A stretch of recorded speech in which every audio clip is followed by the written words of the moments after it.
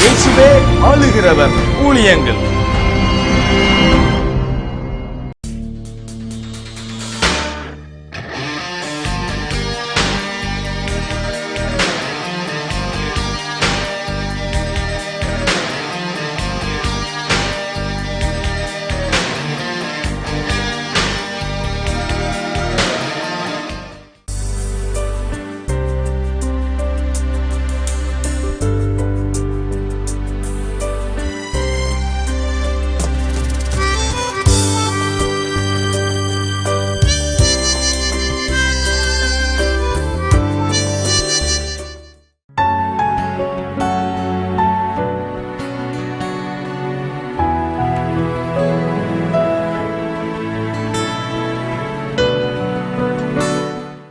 உங்களுக்கான வெற்றி கிரீடம் என்கின்ற இந்த நிகழ்ச்சியின் மூலம் மீண்டும் உங்களை சந்திப்பதிலே மிகவும் மகிழ்ச்சி அடைகின்றேன்.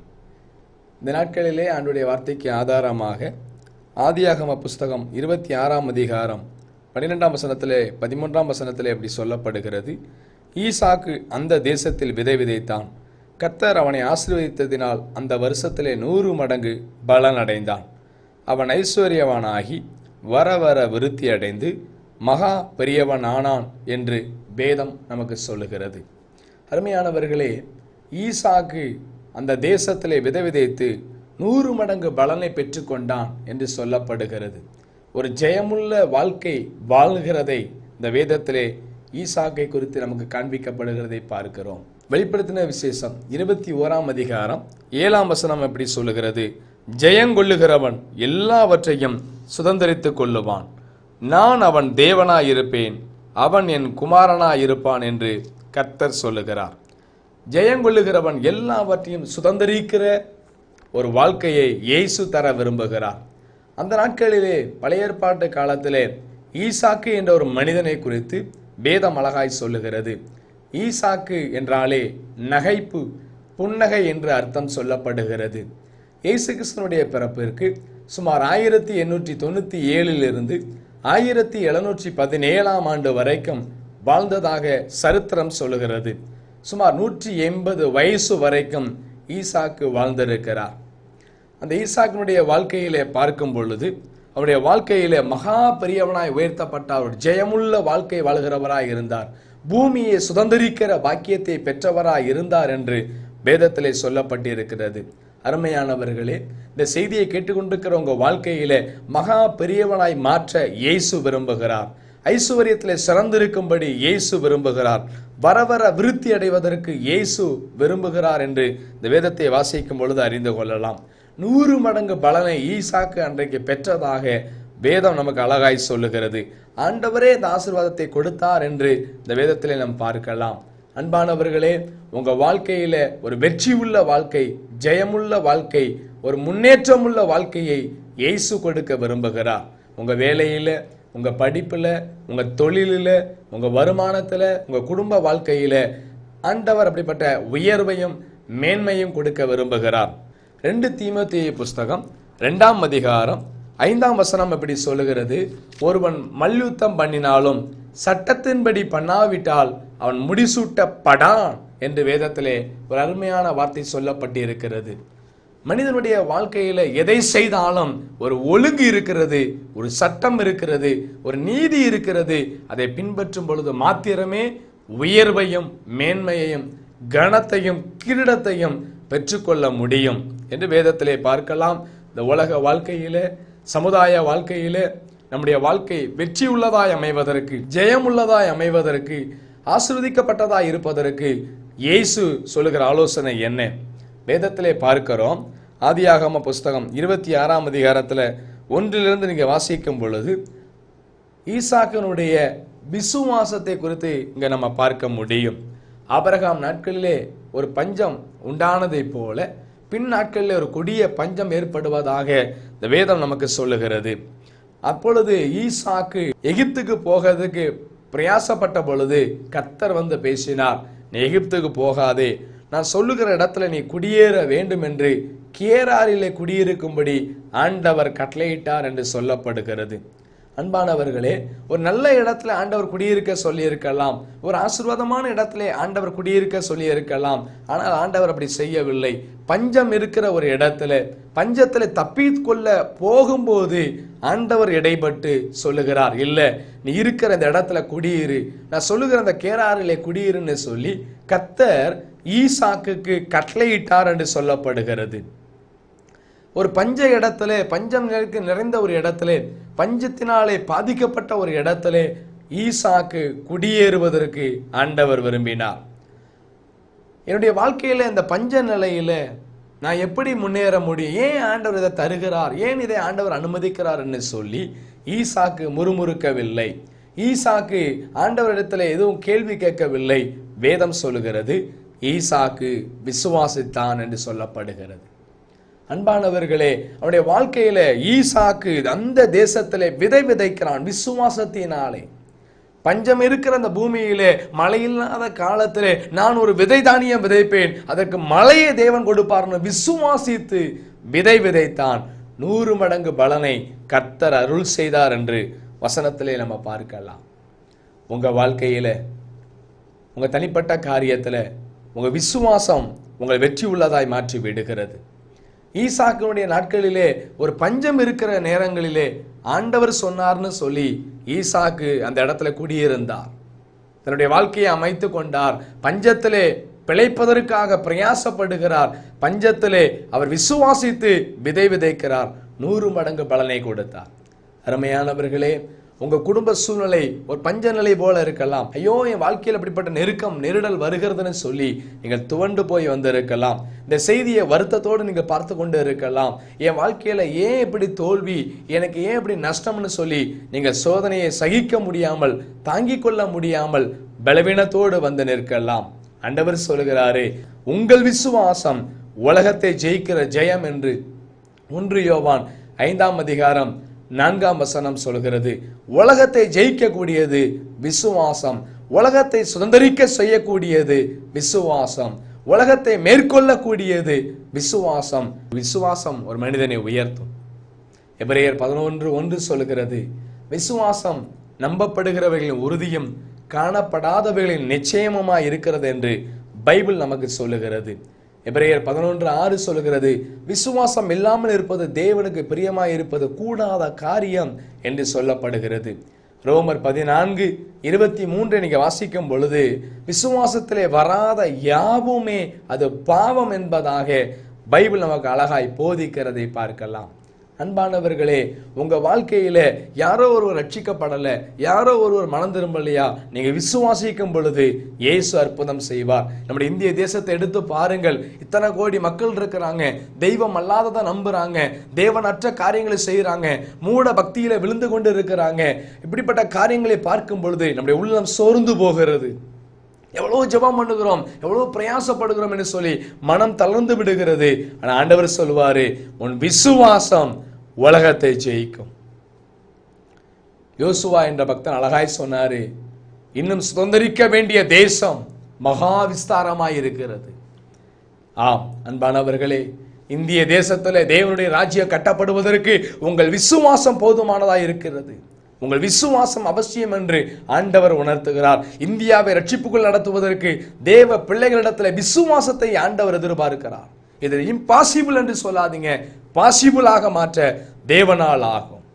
தேவன் நம்முடைய வாழ்க்கையின் விசுவாசத்தின் அளவுகோலை வைத்துதான் இந்தியாவை ஆசீர்வதிக்க முடியும், தேசத்தை ஆசீர்வதிக்க முடியும், பட்டணத்தை ஆசீர்வதிக்க முடியும், உங்கள் தனிப்பட்ட வாழ்க்கையை ஆசீர்வதிக்க முடியும், உங்கள் குடும்ப வாழ்க்கையை ஆண்டவர் ஆசீர்வதிக்க முடியும். உங்கள் விசுவாசம் ஒரு பெரிய மாற்றத்தை சமுதாயத்திலே, தேசத்திலேயும் உங்க குடும்பத்திலேயும் கொண்டு வரும் என்று இயேசு சொல்லுகிறார்.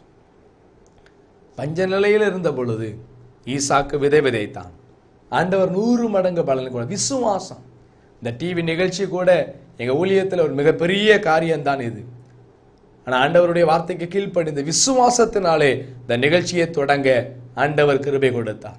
விசுவாசத்தினாலே ஊழியம் செய்ய ஆண்டவர் கிருபை கொடுத்தார். யார் வீட்டுக்கும் செல்வதற்கு இல்லை, ஆண்டவரை சார்ந்து கொள்ள நின்று ஊழியம் செய்ய ஆண்டவர் கிருபை கொடுக்கிறார். விசுவாசம். இந்த விசுவாசத்தை ஆண்டவர் கனம் பண்ணுகிறார். ஆண்டவர் அதை உற்று பார்க்கிறார். இரண்டாவதாக வேதம் சொல்கிறது, இந்த ஈசாக்கின் இடத்துல இன்னொரு நல்ல குணாதிசயம் இருந்தது. விண்ணப்பம் பண்ணுகிற மனிதனாயிருந்தார். ஆதியாகமம் 24:63 நீங்க பார்க்கும் பொழுது, ஈசாக்கு சாயங்கால வேளையிலே தியானம் பண்ண வெளியிலே போயிருந்தான், என் கண்களை ஏறெடுத்து பார்த்தான் என்று சொல்லப்படுகிறது. ஈசாக்குக்கு திருமணம் ஆகவில்லை. அப்பொழுது 40 வயதுக்கு மேற்பட்டு ஆகிறது. அவனுடைய வாழ்க்கையில் திருமணம் நடக்கவில்லை. திருமணம் இல்லாத அந்த சூழ்நிலையில அவன் ஆண்டவரை சார்ந்து நின்று தியானம் பண்ணுகிறவராய் இருந்தார், விண்ணப்பம் பண்ணுகிறவராய் இருந்தார் என்று இந்த வேதத்தை ஆராய்ச்சி பண்ணும் பொழுது அறிந்து கொள்ளலாம். விண்ணப்பம் செய்தல் உங்க வாழ்க்கையில ஒரு ஜெயத்தை கொண்டு வரும். சுதந்திரிக்கும்படி செய்யக்கூடிய ஒரு காரியம் விண்ணப்பம் பண்ணுதல். வேதம் சொல்லுகிறது, ஈசாக்கு தியானம் பண்ணுவதற்காக, ஜெபம் பண்ணுவதற்காக, ஆண்டவரை ஆராதனை செய்வதற்காக, அவருக்குள்ளாக வாழ்வதற்காக, அவரோடு கூட ஐக்கியப்படுவதற்காக ஈசாக்கு அங்கு சென்றதாக, வனாந்தரத்திலே பிரயாணப்பட்டு சென்றதாக வசனம் நமக்கு சொல்லுகிறது. தேவனோடு கூட உள்ள ஒரு விண்ணப்பத்தின் ஆவியினாலே, மன்றாட்டின் ஆவியினாலே ஆண்டவரோடு கூட பேசுகிற ஒரு நபராக ஈசாக்கு இருந்தாராம். அது மாத்திரமல்ல, ஆதியாகமம் 25:20-21 வசனம் வாசிக்கும் பொழுது, ஈசாக்குக்கு ரெபெக்காளை விவாகம் செய்தார்கள். கிட்டத்தட்ட 20 வருஷமாக கல்யாண வாழ்க்கையில அவங்க வாழ்ந்திருந்தும் ஒரு குழந்தை பாக்கியம் இல்லை. குழந்தை இல்லாததுனால மனம் துவண்டு போன அவருடைய வாழ்க்கையில 20 வருடத்துக்கு பிறகு பாருங்க, ஈசாக்கு தன் மனைவி கர்ப்பம் தரிப்பதற்காக ஜெபம் செய்தார், வேண்டுதல் செய்தார், விண்ணப்பம் பண்ணினார் என்று வசனம் சொல்லுகிறது. ஒரே மனைவியுடைய புருஷனாக வாழ்ந்தார் ஈசாக்கு என்று வசனம் நமக்கு சொல்லுகிறது. அந்த ஒரு மனைவி தன்னுடைய வாழ்க்கையில ஒரு கர்ப்பத்தின் கனியை பெற்றுக்கொள்ள வேண்டும் என்று சொல்லி அவர் ஆண்டவரிடத்திலே விண்ணப்பம் பண்ணினார். அந்த விண்ணப்பத்தினுடைய பலனாலே இரட்டை பிள்ளைகள் பிறந்தார்கள் என்று வேதத்திலே நாம் பார்க்கலாம். ஒரு அற்புதமான ஆசீர்வாதம். விண்ணப்பம் செய்தல் சுதந்திரிக்கும்படி செய்யும். உங்க வாழ்க்கையில இந்த நாட்களிலே ஆண்டவர் சொல்றாரு, ஒரு விண்ணப்பம் உங்க வாழ்க்கையில தேவைன்னு சொல்லுகிறார். விண்ணப்பம் பண்ணுதல், வேண்டுதல் செய்தல் ஒரு ஆசீர்வாதத்தை சுதந்திரிக்கும்படி அது செய்யக்கூடியதா இருக்கிறது. சில சொல்லுவாங்க, நம்ம விசுவாசிக்கிற பிரதர், ஆண்டவர் பார்க்கிறார் பிரதர், அவரே தேடி வந்து தருவார்னு சொல்றாங்க. மத்தேயு 7:7 இயேசுவே சொன்னாரு, கேளுங்கள் அப்பொழுது உங்களுக்கு கொடுக்கப்படும், தேடுங்கள் அப்பொழுது கண்டடைவீர்கள், தட்டுங்கள் அப்பொழுது உங்களுக்கு திறக்கப்படும் என்று இயேசு சொன்னார். வேதத்தில் பார்க்கிறோம், மத்தேயு 21:22 வாசிக்கும் பொழுது, நீங்க விசுவாசம் உள்ளவர்களாகி நீங்க கேட்கும் பொழுது அவைகளை தேவன் தருவார் என்று வேதத்தில் அழகாய் சொல்லப்பட்டு இருக்கிறது. யோவான் 16:23-24 நீங்க வாசித்து பாருங்கள். நீங்க என்னிடத்துல ஒன்றும் கேட்கவில்லையே, ஆண்டவரே சொல்றாரு, ஒன்றும் கேட்கவில்லையே, நீங்க கேளுங்கள் உங்க சந்தோஷம் நிறைவாயிருக்கும்படி பெற்றுக்கொள்வீர்கள் என்று இயேசு அங்க சொல்வதை பார்க்கலாம். இன்னைக்கு அநேகர் என்ன நினைக்கிறாங்கன்னா, ஆராதனை செய்தால் மாத்திரம் போதும் என்று நினைக்கிறாங்க. உண்மை, ஆண்டவரை நேசிப்பது, ஆராதனை செய்வது, அதோடு கூட மாத்திரமல்ல, விண்ணப்பம் பண்ணுவதும் அவசியம். சங்கீதம் 141:2 சொல்கிறது, என் விண்ணப்பம் உமக்கு தூபமாகவும் என் கையெடுப்பு உமக்கு அந்தி பலியாகவும் இருக்க கடவது என்று பக்தன் சொல்லுகிறார். விண்ணப்பம் செய்தல் ஒரு ஆசீர்வாதம்.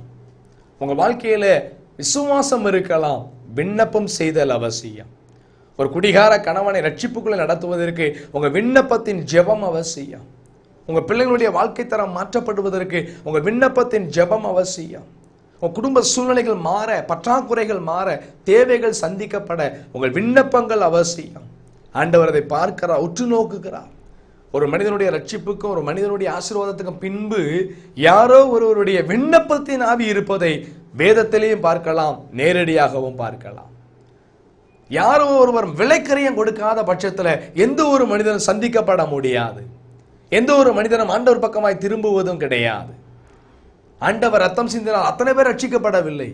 ஆனா ஒருவன் ஜெபித்து உபவாசித்து அதற்காக பிரயாசப்படும் பொழுது அந்த விலைக்கிரயத்தின் பலனை ஆண்டவர் பார்த்து, மிஷனரிகளுடைய விலைக்கிரயத்தை பார்த்து பல கூட்ட மக்களை ஆண்டவர் சந்தித்து இருக்கிறார், ரட்சித்திருக்கிறார். வட தேசத்திலே, வட மாநிலங்களிலே அநேக மக்கள் சந்திப்பதற்கு காரணம் மிஷனரிகளுடைய விண்ணப்பத்தின் ஆவி, மன்றாடுகிற ஆவி, ஆத்துமாக்களுக்காக அழுது ஜெபிக்கிற ஒரு ஆவி.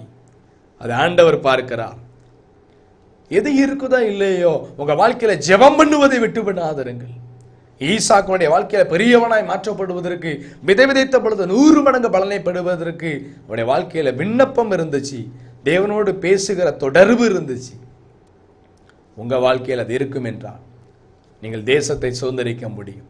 இந்திய தேசத்துல விண்ணப்பத்தின் ஆவியினால் நிரப்பப்பட்டவர்களாய் ஜெபிக்க வேண்டும் என்று ஆண்டவர் அறிவுறுத்துகிறார்.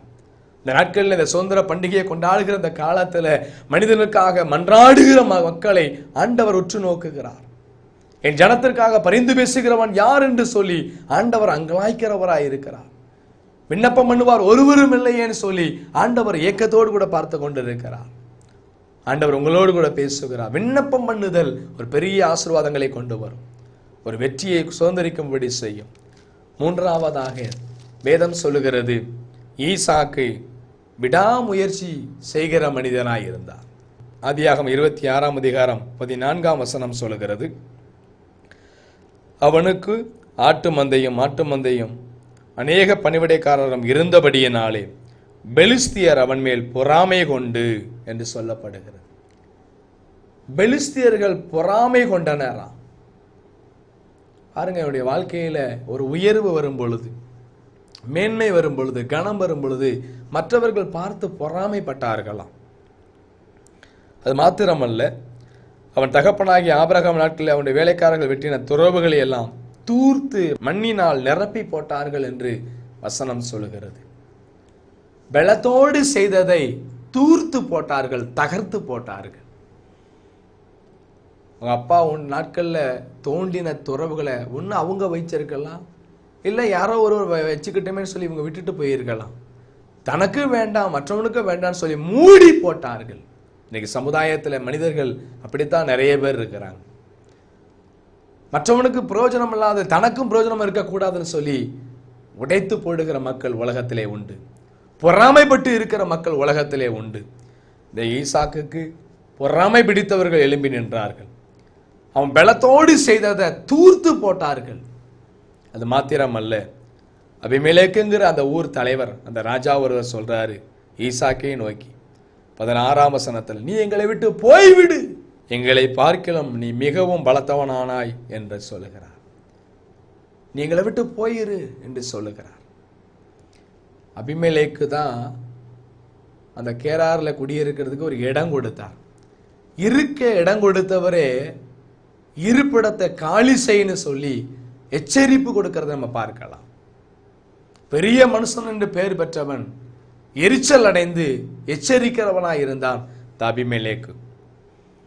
ஈசாக்குக்கு விரோதமாக நின்றார்.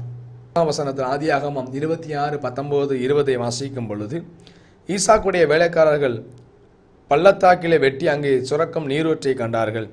கேராரின் மேய்ப்பர் இந்த தண்ணீர் தங்களுடையது என்று சொல்லி ஈசாக்கினுடைய மேய்ப்பனுடனே வாக்குவாதம் பண்ணினார்கள். அவர்கள் தன்னோடே வாக்குவாதம் பண்ணினபடியினால் அந்த துறவுக்கு ஏசேக்கு என்று பெயரிட்டாராம். மறுபடியும் வேறொரு துறவை வெட்டுறாங்க, நீரூற்று பார்க்கறாங்க, மறுபடியும் வந்து வாக்குவாதம் பண்றாங்க, சித்னா என்று பெயரிட்டார்களாம். 22ஆம் வசனம் சொல்லுகிறது, மறுபடியும் வேறொரு இடத்துல போய் என்ன காரியம் என்றால் விடாமுயற்சி. யார் என்ன சொன்னாலும் என்ன பேசினாலும் பொறாமை கொண்டவங்க எழும்பினாலும் பலத்தோடு செய்ததை தூர்த்து போட்டாலும் பெரிய மனுஷன்னு பெயர் எடுத்து எரிச்சலோடு கூட எச்சரிப்பு செய்தாலும் பெரும்பாடுபட்டு செய்ததை தங்களுடையதுன்னு வாக்குவாதம் பண்ணினாலும் ஈசாக்கினுடைய விடாமுயற்சி தான் அவனை உயர்த்தக்கூடியதா இருந்துச்சு. அருமையானவர்களே, உங்க வாழ்க்கையில மற்றவங்க பொறாமப்படுற அளவுக்கு கர்த்தர் உங்களை உயர்த்த விரும்புகிறார். மற்றவங்கள முன்பு உங்களை கனமுள்ளவங்களா ஆண்டவர் நிறுத்த விரும்புகிறார். ஒருவேளை ஈசாக்கை போல வேதனையில நெருக்கத்தின் பாதையில நீங்க கடந்து வந்து கொண்டு இருக்கலாம். இயேசு உங்க வாழ்க்கையில் ஆண்டவர் பேச விரும்புகிற வார்த்தை இதுதான். நீங்க எத்தனை போராட்டங்களை சந்தித்தாலும் விடாமுயற்சியை விடாதீங்க. உங்களுக்குள்ள இருக்கிற அந்த விடாமுயற்சி, அந்த தைரியம், அந்த மன தைரியம் விட்டு விடாதருங்கள். உங்களுக்குள்ள இருக்கிற தைரியத்தை விட்டு விடாதருங்கள், விடாமுயற்சியை விட்டு விடாதருங்கள். பொறாமை கொண்ட மக்களுக்கு முன்பு பொறுமையோடு கூட சாதித்தவர் ஈசாக். வேதம் சொல்லுகிறது, அவன் பழுகி பெருகத்தக்கதாக ஆண்டவர் ரெகோபோத்தை உண்டாக்கினாராம். உங்க வாழ்க்கையில, உங்க வியாபாரத்துல, உங்க தொழிலில், உங்க ஆவிக்குரிய ஜீவியத்துல, உங்க ஊழியத்துல ஒரு ரெகோபோத்து உருவாக போகிறது. விசுவாசம், விண்ணப்பம், விடாமுயற்சி, இது இந்திய தேசத்தினுடைய ஆசீர்வாதத்துக்கு இதுதான் தேவை. இந்தியாவினுடைய ரட்சிப்புக்கு இது தேவை. இந்தியாவினுடைய மீட்புக்கு இது தேவை. சுற்றி இருக்கிற மக்களுடைய மனம் திரும்புதலுக்கு விசுவாசம் தேவை, விண்ணப்பம் தேவை, விடாமுயற்சி தேவை. எத்தனை சட்டங்கள் இயற்றினாலும், எத்தனை திட்டங்களை மனிதர்கள் கொண்டு வந்தாலும், எத்தனை ஆட்சிகள் மாற்றப்பட்டு செய்தாலும் ஆண்டவருடைய ராஜ்யம் ஒரு காலமும் அழியாது. தேவ ராஜ்யம் ஜெயிக்கும். தேவ நாமம், இயேசுவின் நாமம் உயர்த்தப்படும். நாம் ஜெபம் செய்யலாம். அன்பின் ஆண்டவரே, இந்த நல்ல வேளையில நன்றியோடு உம்மை துதிக்கிறோம், ஸ்தோத்தரிக்கிறோம். இந்த அருமையான ஜெப நேரத்தில் அந்த சகோதரனுக்காக உங்களுடைய சமூகத்தில் வருகிறேன். இந்த சகோதரிக்காக உங்க சமூகத்திலே வருகிறேன் அப்பா. ஆண்டவரே, வாழ்க்கையில விசுவாசம் தளர்ச்சி அடைந்து இருக்குதப்பா, தளர்ந்து போய் இருக்குது ஆண்டவரே.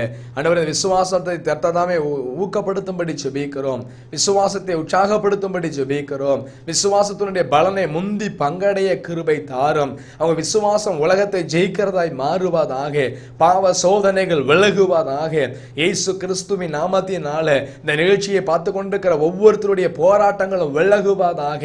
ஆண்டவரே, சோதனைகள் விலகுவதாக, எதிர்ப்புகள் விலகுவதாக. இயேசு கிறிஸ்துவின் நாமத்தினால, இயேசுவின் வல்லமையுள்ள நாமத்தினால எல்லா தடைகளும் தோல்விகளும் விலகும்படி ஜெபிக்கிறேன் ஆண்டவரே. ஒரு அற்புதத்தின் தேவ கரம் நீட்டப்படுவதாக. விசுவாசிக்கிற அந்த சகோதரனுக்கு, விசுவாசிக்கிற அந்த சகோதரிக்கு வேலையில ஒரு விடுதலை உண்டாவதாக, வேலையில ஒரு முன்னேற்றம் உண்டாவதாக, தோல்விகள் விலகுவதாக, வியாபாரத்தில் இருக்கிற நஷ்டங்கள் விலகுவதாக, எல்லா விதமான பாதிப்புகளும் விலகுவதாக. இயேசு கிறிஸ்துவின் நாமத்தினால ஒரு அற்புத சுகமும் விடுதலை உண்டாகட்டும் நான் ஜெபிக்கிறேன் ஆண்டவரே. அவருடைய வாழ்க்கையில விண்ணப்பம் பண்ணுவதற்கே பலனற்று இருக்கிறார்களே ஆண்டவரே, இந்த நாட்களில் விண்ணப்பத்தின் ஆவியை ஊற்றுவீராக. என் ஜனங்களுக்குள்ளாக ஒரு விண்ணப்பத்தின் ஆவியை, மன்றாட்டின் ஆவியை ஊற்றுவீராக. ஆண்டவரே, தேசத்தை குறித்த பாரம் உண்டாவதாக, அழிந்து போகிற மக்களை குறித்த பாரம் உண்டாவதாக, ஆத்துமாக்களை குறித்த ஒரு கரிசனை உண்டாவதாக, என் ஜனங்கள் அழிகிறார்கள் என்கிற உணர்வு உண்டாவதாக ஐயா. ஆண்டவரே, ஒரு பாரம் தேசத்தை குறித்து, பட்டணத்தை குறித்து, கிராமத்தை குறித்து, பாழாய் போகிற நகரங்களை குறித்து ஒரு பாசமும் நேசமும் உண்டாவதாக ஐயா. ஆண்டவரே, இங்க இருக்கிற ஒவ்வொருத்தருடைய குடும்ப வாழ்க்கையில எல்லாருடைய விண்ணப்பத்தை கர்த்தர் கேட்பீராக. நீ பயப்படாதே, உன் வேண்டுதல் கேட்கப்பட்டதுன்னு சொல்லி சகரியா எலிசபெத்துக்கு அற்புதம் செய்த ஆண்டவர் இந்த குடும்பத்துக்கு ஒரு அற்புதம் செய்வீராக. நீ பயப்படாதே, உன் வேண்டுதல் கேட்கப்பட்டதுன்னு சொல்லி அவருடைய வாழ்க்கையில ஒரு விடுதலையை காணும்படி செய்யும். இந்த வாழ்க்கையில ஒரு விடுதலையை காணும்படி செய்யும். நீ பயப்படாதே, உன் வேண்டுதல் கேட்கப்பட்டதுன்னு சொல்லி ஒரு விடுதலையை காணும்படி செய்வீராக சுவாமி. ஆண்டவரே, ஈசாக்கை போல விடாமுயற்சியோடு தேசத்தை சுதந்திரிக்க கிருபை தாரும். விடாமுயற்சியினாலே எங்களை பலப்படுத்துவீராக. படிப்புல தோல்வியை சந்தித்திருக்கிற என் அருமையான சகோதர சகோதரிக்கு ஒரு விடாமுயற்சி உண்டாவதாக, ஒரு மன தைரியம் உண்டாவதாக. ஆண்டவரே, அவருடைய வாழ்க்கையில ஒரு விடாமுயற்சியினால் முன்னேறி சொல்ல கிருபை தர வேண்டும் என்று ஜெபிக்கிறேன். ஒரு வெற்றி கிரீடமாக அவருடைய வாழ்க்கையை பிரகாசிக்கும்படி ஒரு அற்புதம் செய்யுங்க சுவாமி. உம் கரத்திலே தாழ்த்தி அர்ப்பணிக்கிறோம். எல்லா தடைகளும் விலகட்டும், எல்லா போராட்டங்களும் நிர்மூலம் ஆகட்டும். வெற்றி கிரீடமாய் வாழ்ந்து சுகித்திருக்க உதவி செய்யும். இயேசு கிறிஸ்துவின் நாமத்தில் வேண்டுதல் செய்கிறோம் நல்ல பிதாவே, ஆமென். பிரியமானவர்களே, உங்களுடைய தனிப்பட்ட தேவைகள், ஜெப குறிப்புகளை எங்களோடு கூட தொடர்பு கொள்ளுங்கள். உங்களுக்காக நாங்கள் குழுவாய் இருந்து ஜெபிக்க ஆயத்தமாய் இருக்கிறோம். அற்புத விடுதலை கூடுகை மாதந்தோறும் முதல் வெள்ளிக்கிழமை மாலை 7:30 மணிக்கு நேரு மெயின் தெரு, CSI சர்ச் எதிரில், MKP நகர், பாளையங்கோட்டை. அன்பின் ஜெப கூடுகை மாதந்தோறும் முதல் சனிக்கிழமை மாலை 6:30 மணிக்கு எரிவந்த நாயனார் தெரு, மிலிட்டரி லைன், சமாதானபுரம், பாளையங்கோட்டை. அன்பரின் மன்றாட்டு உபவாச ஜெபம் மாதந்தோறும் 2வது சனிக்கிழமை காலை 10:30 மணிக்கு பொறியாளர் மகால், ஹைகிரவுண்ட் ரோட், ஜெயா நகர் பஸ் ஸ்டாப் எதிரில், பாளையங்கோட்டை. இக்கூடுகையில் குடும்பத்தின் சமாதானத்திற்காக, திருச்சபையின் எழுப்புதலுக்காக, தேசத்தின் ஆசீர்வாதத்திற்காக ஜெபிக்க வாருங்கள்.